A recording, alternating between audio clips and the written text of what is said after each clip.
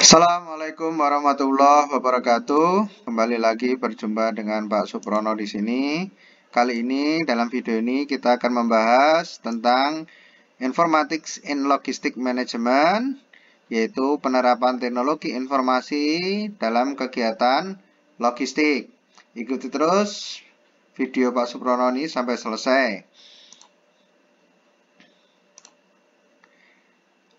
Teknologi informasi di dalam logistik. Nah, sering kita gunakan akhir-akhir ini yaitu dalam rangka untuk yang pertama pelayanan pelanggan, kemudian saluran pemasaran, koreksi informasi, lalu ada lagi operasi keuangan, aliansi strategis, pengadaan secara elektronik, komunikasi internal dan eksternal, sumber daya manusia dan manajemen personalia, serta komputerisasi pekerjaan personel perdagangan. Ini adalah bentuk-bentuk kegiatan yang saat ini dikembangkan menggunakan dengan teknologi informasi di bidang logistik. Apa saja teknologi informasi di bidang logistik? Yang pertama di sini adalah barcode. Barcoding. Ini merupakan teknologi yang mengidentifikasi secara otomatis. Ini sampai sekarang masih populer kalau kita belanja ke supermarket, kasir selalu men-scan barcode. Nah, barcode ini dalam rangka untuk konsistensi teknologi agar kegiatan logistik ini menjadi efisien dan efektif, sehingga prosesnya tidak terlalu lama. Maka sekarang ini barang-barang dalam kemasan semuanya diberi barcode, sehingga cukup di-scan langsung sudah selesai. Berikutnya, teknologi informasi di bidang logistik. Ini yang pernah kita bahas dalam video sebelumnya, yaitu tentang Electronic Data Interchange. Teknologi EDI ini banyak sekali dipakai ketika berhubungan dengan kegiatan B2B atau business to business. Business to business ini adalah transaksi antar bisnis, misalkan dari perusahaan A ke perusahaan B, ini adalah B2B. Kemudian EDI ini biasanya dipakai juga dalam pertukaran data bisnis dari komputer ke komputer dalam format terstruktur. Pertukaran data bisnis dari komputer ke komputer dalam format terstruktur. Jadi kalau tadi kita ambil contoh B2B, maka data dari perusahaan A bisa terbaca di perusahaan B. Selain itu, EDI ini juga merupakan format yang dapat diproses oleh mesin. Jadi nanti akan diterjemahkan oleh mesin. Sehingga ini bisa mengurangi keterlambatan karena kegiatan manusia. Ini kalau digambarkan, ini versi tradisional, ini versi menggunakan EDI.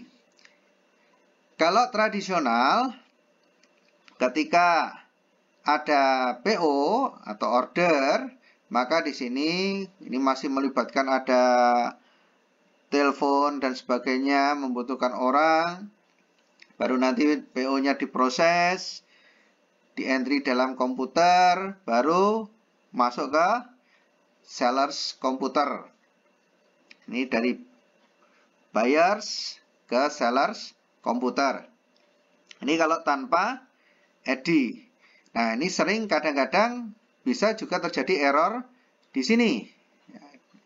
Karena di sini ada juga peran manusia dan sebagainya. Jadi bisa kemudian ada yang namanya human error. Nah, ketika menggunakan EDI,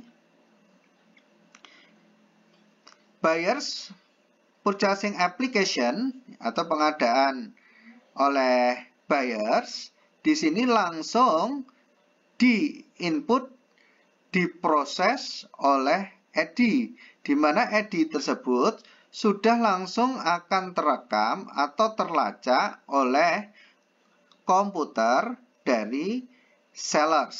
Sehingga ini prosesnya cukup singkat, mengurangi error di sini, sehingga langsung kebutuhan yang dibutuhkan oleh pelanggan bisa langsung terpenuhi.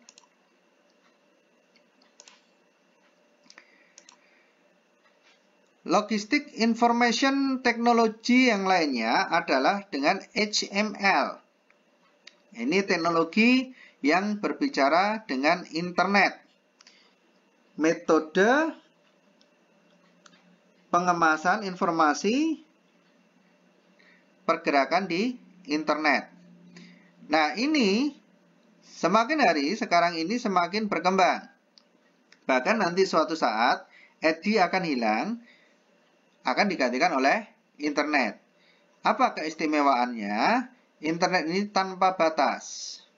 Tanpa batas, kemudian dia memiliki storage yang cukup besar, sehingga peluang terjadi kerusakan storage data ini cukup minimal, sehingga data-data itu akan aman.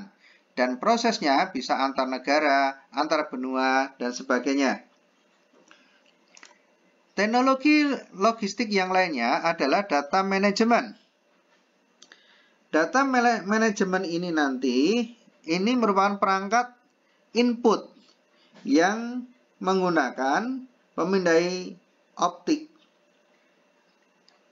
Nah, nanti pemindai optik itu nanti, itu akan menginput data-data manajemen.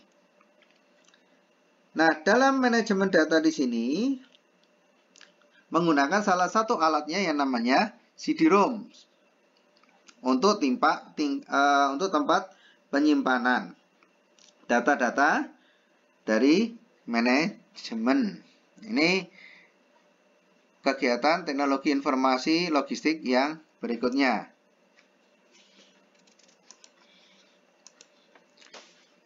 Selanjutnya adalah imaging atau foto. Imaging di sini ini baik proses fotografi maupun faksimili digunakan untuk mengambil gambar dokumen. Jadi dokumen-dokumen ini diambil gambarnya. Nah, ini sekarang kegiatan yang paling familiar dan berkembang saat ini, yaitu dengan Artificial Intelligence atau Export System. Di sini merupakan kegiatan mentransfer dari manusia ke mesin. Jadi kegiatan-kegiatan manusia dalam Artificial Intelligence ini nanti akan ditransfer ke mesin. Nah, ini mengurangi jumlah tenaga kerja. Dengan export system, ini nanti mereplicate praktek manusia ke sistem berbasis komputer. Jadi, kegiatan-kegiatan manusia itu nanti direplikasi ke sistem yang dikelola oleh komputer. Sehingga nanti kegiatan yang biasanya dilakukan manusia nanti akan dilakukan secara otomatis dengan computerized. Ini adalah kegiatan dengan Artificial Intelligence. Teknologi informasi berikutnya adalah dengan radio frequency teknologi atau RF teknologi. Nah, di sini menggunakan frekuensi radio. Frekuensi radio ini nanti digunakan untuk mengirim output komputer. Ya, jadi di sini radiofrekuensi ini nanti digunakan untuk mengirim output komputer. Bisa dari export sistem ke perangkat yang dioperasikan manusia. Jadi di sini radiofrekuensi ini nanti bisa juga mengirimkan kegiatan-kegiatan yang biasa dioperasikan oleh manusia ke export system. Ini contohnya adalah di sini sebagai contoh adalah forklift, yaitu alat untuk mengangkat barang. Nah, ini bisa di computerize. Nah, nanti proses pengirimannya dengan radiofrekuensi. Nah, dengan radiofrekuensi ini nanti harapannya bisa mengoptimalkan kualitas, efisiensi, dan akurasi, sehingga meminimalkan tingkat kesalahan atau human error. Teknologi yang lainnya adalah on-board computers dan satellite tracking. Satellite tracking ini kita kenal dengan GPS. Jadi menggunakan GPS untuk melacak dan berkomunikasi jarak jauh atau secara mobile. Jadi di sini menggunakan GPS. Nah, sekarang ini perusahaan-perusahaan logistik sudah mulai mengembangkan dengan teknologi GPS ini, maka pelanggan dapat mengetahui di mana posisi kendaraan yang mengangkut barang yang dikirim oleh dia atau dipesan oleh dia. Ini dengan GPS ini bisa diketahui posisinya ada di mana.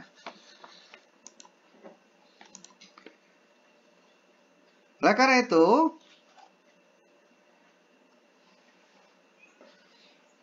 Logistic Information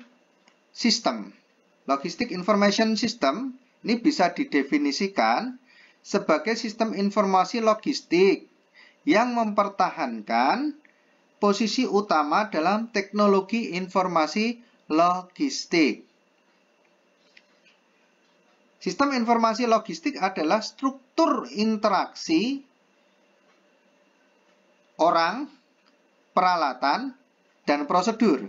Jadi dalam list ini nanti akan menstrukturisasi interaksi antara orang, alat, dan prosedur yang bersama-sama nantinya membuat informasi yang relevan, sehingga nanti informasi tersebut bisa tersedia untuk manajer logistik, untuk keperluan perencanaan, untuk implementasi, dan untuk pengendalian. Ini Logistic Information System.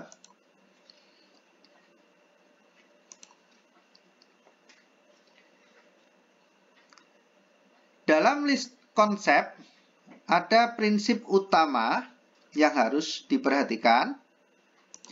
Yang pertama adalah hierarki. Tata kelola tugas dan sumber data. Hierarki, jadi urut. Ya. Urut berurutan dari misal kalau pakai angka ya 1 2 3 4 abjad A B C dan sebagainya. Kemudian list konsep ini, Logistic Information System, ini prinsipnya adalah membangun blok-blok data. Jadi data yang ada itu nanti akan dimasukkan ke dalam blok-blok data, sehingga tidak tercampur aduk antara data yang lain dengan yang satunya. Kemudian prinsip yang berikutnya adalah redundancy. Redundancy itu adalah desain dengan sekilas tugas saat ini dan masa depan. Jadi list konsep ini nanti akan mendesain desain untuk saat ini dan yang akan datang. List konsep, prinsip utamanya adalah untuk kerahasiaan. Karena ini nanti dengan blok-blok data, di situ nanti diolah dengan ada password dan sebagainya, sehingga kerahasiaan akan terjamin.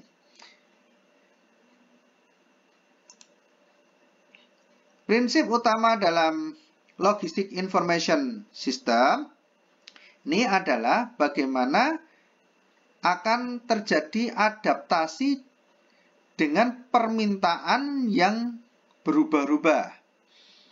Jadi, list konsep ini nanti dipakai untuk beradaptasi atas permintaan yang tidak menentu atau sering berubah-ubah. List konsep ini memiliki prinsip utama untuk koordinasi dan kesatuan informasi. Jadi dengan list konsep ini nanti, koordinasi dan informasi ini menjadi suatu kesatuan. Nah, yang lebih bagus lagi adalah list konsep ini memiliki prinsip kerahasiaan, tetapi list konsep ini juga memiliki sistem keterbukaan. Artinya apa? Keterbukaan yang ada di sini, data itu bisa diolah, dilihat oleh pemakainya secara optimal, bahkan mungkin bisa maksimal. Tetapi dia akan tetap melindungi dari orang-orang yang tidak berkepentingan.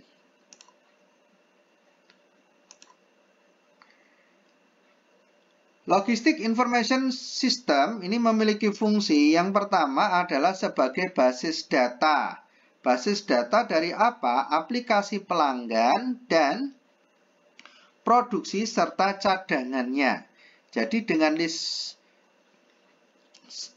Logistic Information System ini nanti akan terbangun basis data. Sehingga akan tahu bagaimana pelanggan, produksinya bagaimana, kemudian cadangannya seperti apa.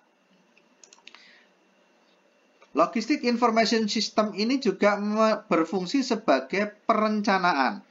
Perencanaan dalam manajemen persediaan dan perencanaan dalam peramalan permintaan. Jadi, dengan list fungsi ini kita bisa membuat suatu perencanaan di bidang manajemen persediaan dan peramalan permintaan. Logistic Information System juga berfungsi untuk koordinasi. Koordinasi yang dimaksud di sini adalah koordinasi penjadwalan produksi dan koordinasi perencanaan kebutuhan material. Jadi dengan list fungsi ini nanti penjadwalan produksi serta kebutuhan material ini bisa terkoordinasi dengan baik, sehingga tidak ada material-material yang terbuang karena tidak terpakai dalam kegiatan produksi. Kemudian, Logistic Information System ini juga berfungsi sebagai alat komunikasi. Komunikasi dari siapa oleh siapa, yaitu di sini komunikasi tentang status permintaan pelanggan dan ketersediaan cadangan. Nah, dengan adanya list ini akan tahu permintaan pelanggan ini sejauh mana. Kemudian, ketersediaan cadangan itu seperti apa? Cukup atau tidak? Perlu lagi pesan atau tidak? Ini. Nah, list fungsi juga sebagai alat kontrol dalam pelayanan pelanggan. Jadi kontrol untuk tingkat pelayanan pelanggan ini sejauh mana.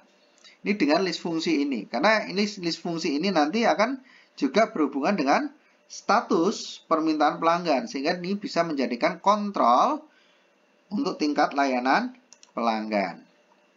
Nah, ini kalau menggunakan list atau Logistic Information System. Nah, ini. Di sini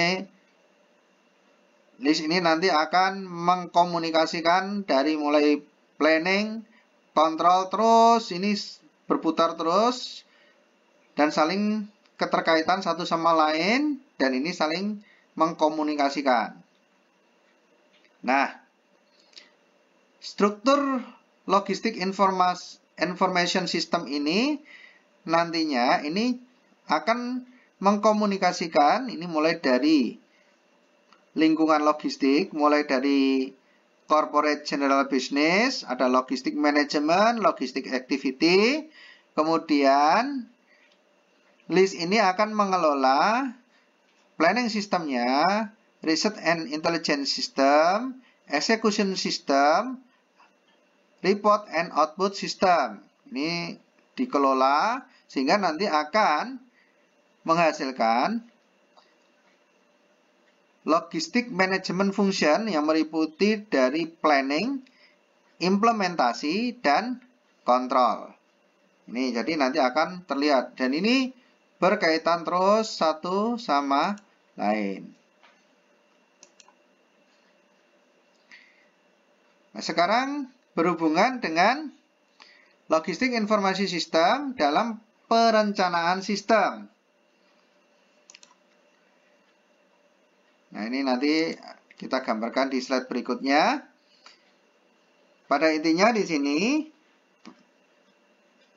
perencanaan sistem pada logistik information system akan memberikan dukungan keputusan untuk manajer logistik.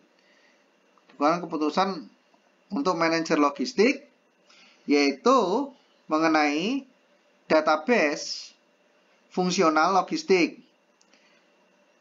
Meliputi database relasional yang komprehensif yang berisi jenis informasi yang dibutuhkan untuk membuat keputusan yang efektif. Berikutnya, database tersebut digunakan untuk penggunaan terbaik dalam bidang transportasi, inventaris atau persediaan, dan produk dengan area pergudangan dari pelanggan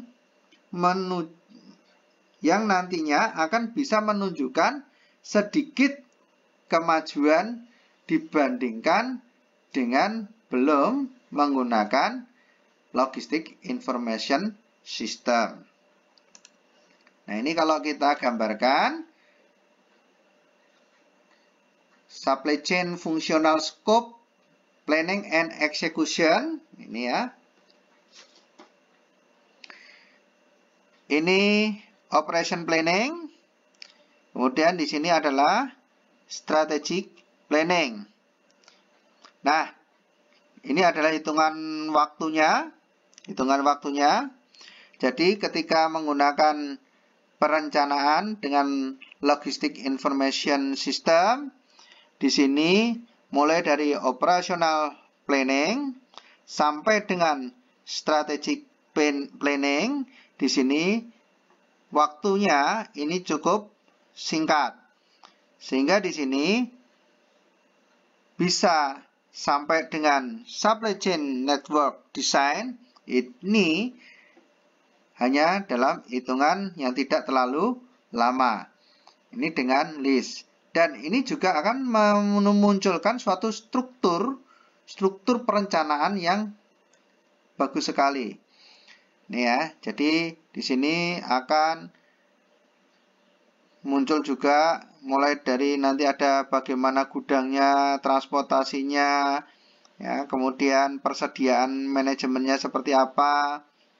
Nah, ini sampai dengan supply planningnya seperti apa, sampai supply chain network desainnya nanti seperti apa. Ini nanti akan terlihat dengan logistik information system.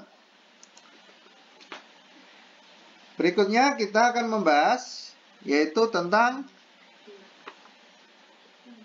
pendekatan modeling dari logistik information system. Nah, ada beberapa jenis pendekatan pemodelan. Yang pertama adalah optimization.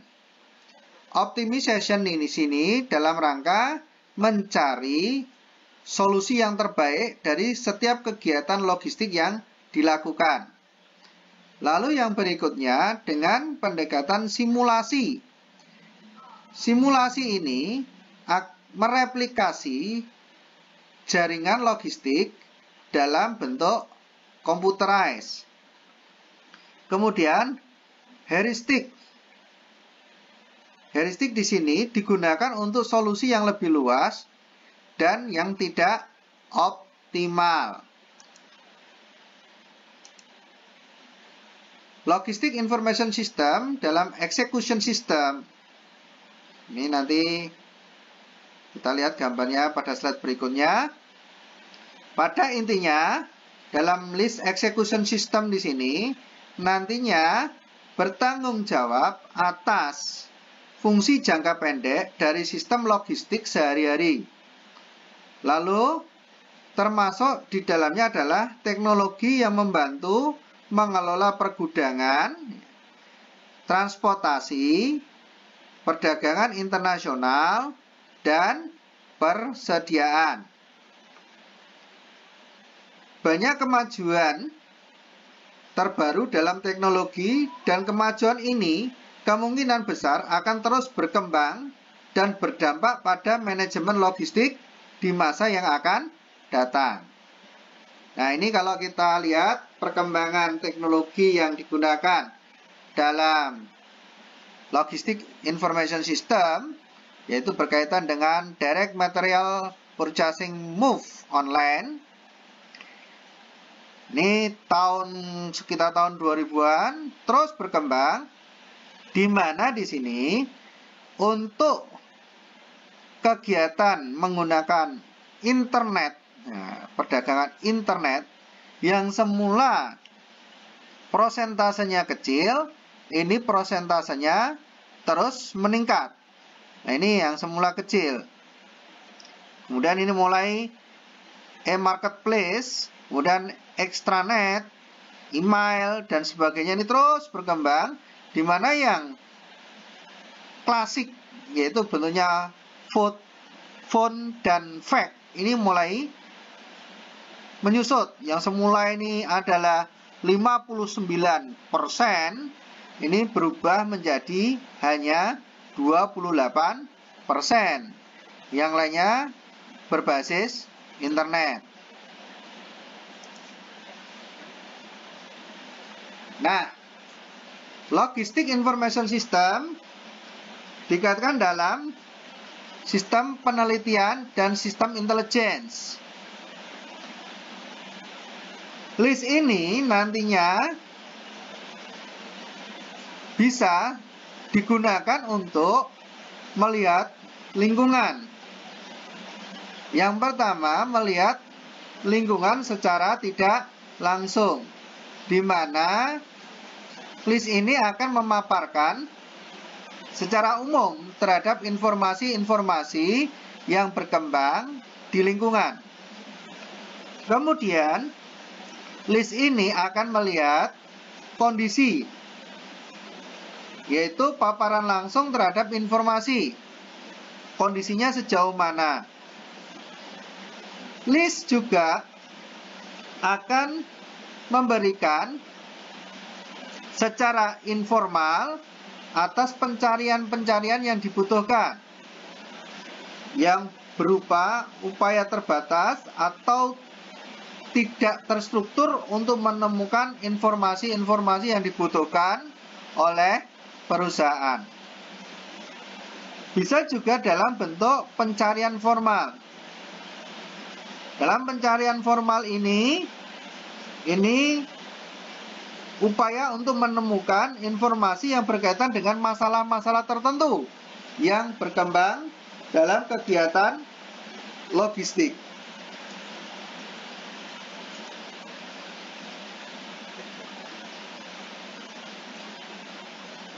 List berkaitan dengan knowledge management. Dalam ilmu manajemen, list ini digunakan untuk memaksimalkan hasil scan lingkungan manajer logistik yang diperlukan untuk dia berkonsultasi. Meliputi apa scan lingkungan ini?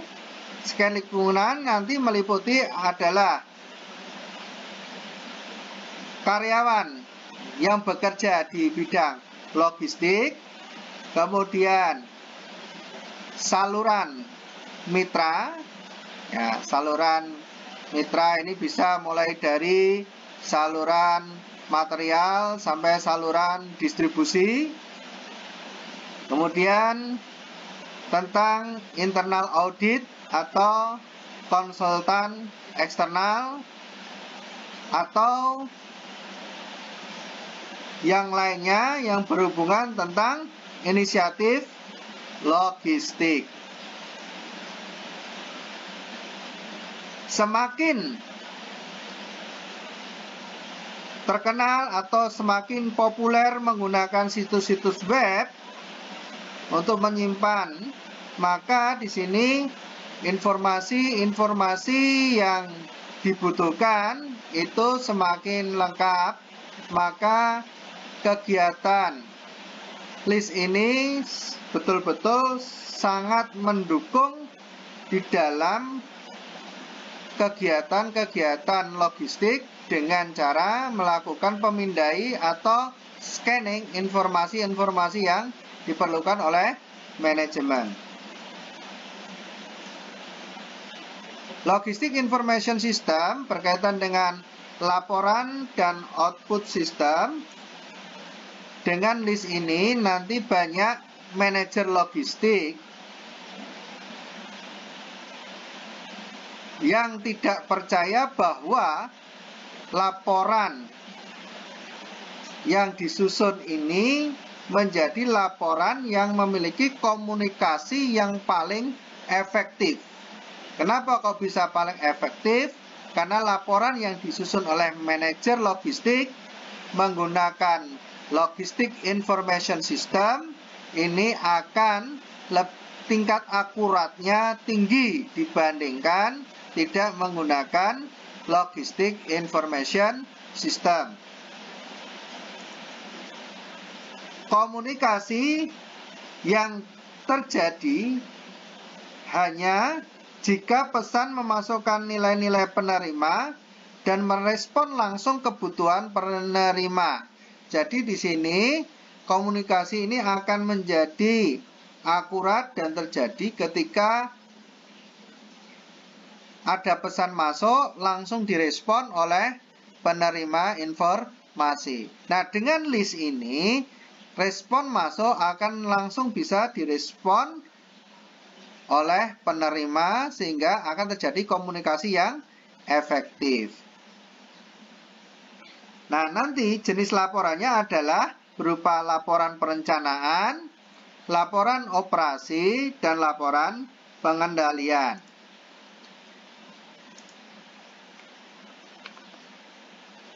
Sifat-sifat dari Logistic Information System. Logistic Information System ini sistem informasi yang memiliki struktur modular namun juga memiliki berbagai teknik yang memungkinkan untuk kita mengevaluasi data. Jadi dia itu memiliki struktur modular tetapi juga memiliki variasi teknik yang bisa memungkinkan kita mengevaluasi data. Jenis struktur ini juga memungkinkan sistem informasi individual untuk mempertahankan fitur-fitur khusus. Ya.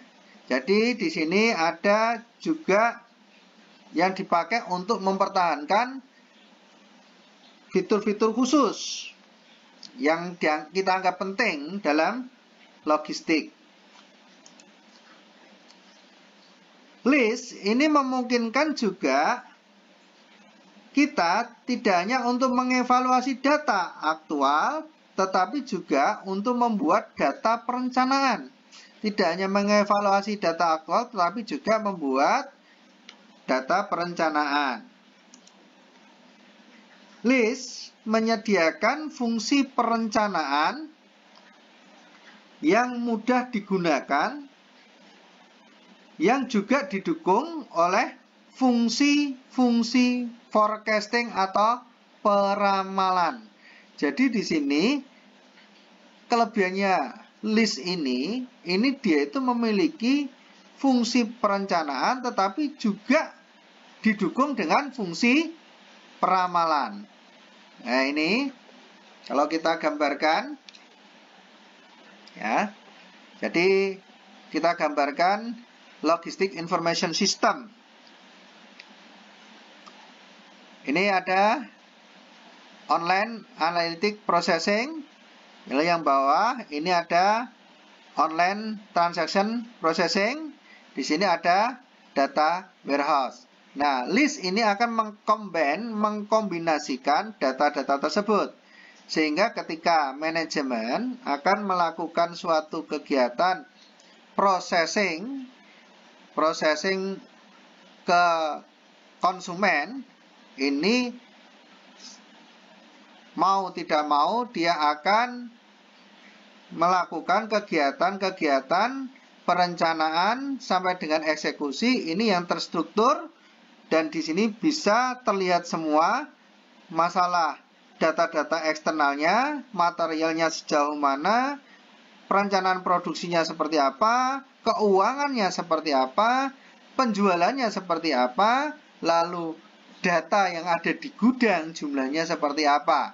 Nah, ini dengan LIS ini langsung terkomunikasikan secara keseluruhan, sehingga tingkat kemungkinan miss itu kecil.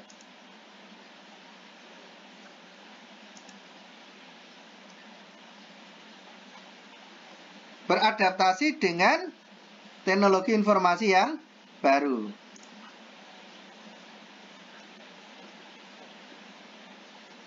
Masalah yang relevan dalam pencarian teknologi baru adalah yang pertama, perusahaan harus memiliki pengetahuan yang ilmiah dan intuitif tentang persyaratan informasi pelanggan dari pemasok. Yang pertama, ini harus mengetahui pengetahuan tentang teknologi informasi tersebut. Jadi sebelum kita itu berkecimpung dengan teknologi informasi logistik, kita harus memahami teknologi tersebut itu dipakai untuk apa saja, nanti yang dibutuhkan apa saja. Kemudian, kurangnya koordinasi dan integrasi antara logistik utama dan proses rantai pasokan ini bisa menimbulkan masalah. Oleh karena itu, ketika kita beradaptasi, kita harus banyak-banyak melakukan koordinasi dan integrasi antara logistik utama dan proses rantai pasokan yang ada.